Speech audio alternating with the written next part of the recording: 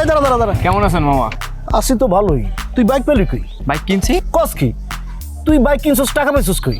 আরে মামা বাইক কিনতে টাকা লাগে না তো। মানে আরে আপনি জানেন না এই বাইকটা আমি মাত্র 990 টাকায় কিনছি। আমার লোকের ফাইলামি করস না?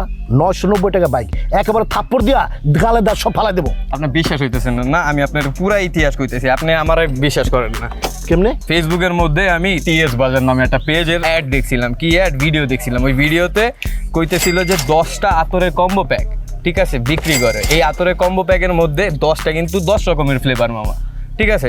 আমি এই আতরটা মাত্র 990 টাকায় কিনছি। আর এইসব বুঝছি, কিন্তু 990 টাকায় বাইক হলো কি হবে সেটা আমার। আরে মামা এটা কিনছিলাম আমি 990 টাকা দিয়ে। এইটা কেনার পর আমার একটা কুপন দিছিল, ওইটা র্যাফেল ড্র করে। ওই ড্রর মাধ্যমে আমি এই বাইকটা পাইছি মাত্র 990 টাকা। কিন্তু মামা শুধু কিন্তু R15 না, ওই ড্রতে আরো অনেক কিছু ছিল। আমি পাইছি তো বাইক, 2টা FZS ভার্সন দিব, আরেকটা স্কুটার দিব। তারপর আরো মামা আপনি গোলেগা মূলত 2জন হজ করতে পারবো। সবারই তো ইচ্ছা থাকে ওমরা হজ করার, টাকা পয়সা কারো সবার সাথে নাই। এর কারণে টিএস বাজার 2জন রে সুযোগ দিতেছে ওমরা হজ করার। মামা এটাই কিন্তু শেষ না, প্রতি সপ্তাহে র্যাফেল রয়, অনেকে ফোন পায়, অনেকে আপনার চেন পায়, আরো অনেক গিফট মামা। আপনি জানেন না, আপনি তো এখনো পুরাতন আদি খেলে বেরোচ্ছেন, বুঝছেন মামা? আপনি আগে চালাগন। আরে শালাই, আমি তো ভাবছিলাম আমার ভাইটা বোকা। আমার ভাইনা তো দারুণ চালাক, আমি তো বোকা রয়ে গেছি।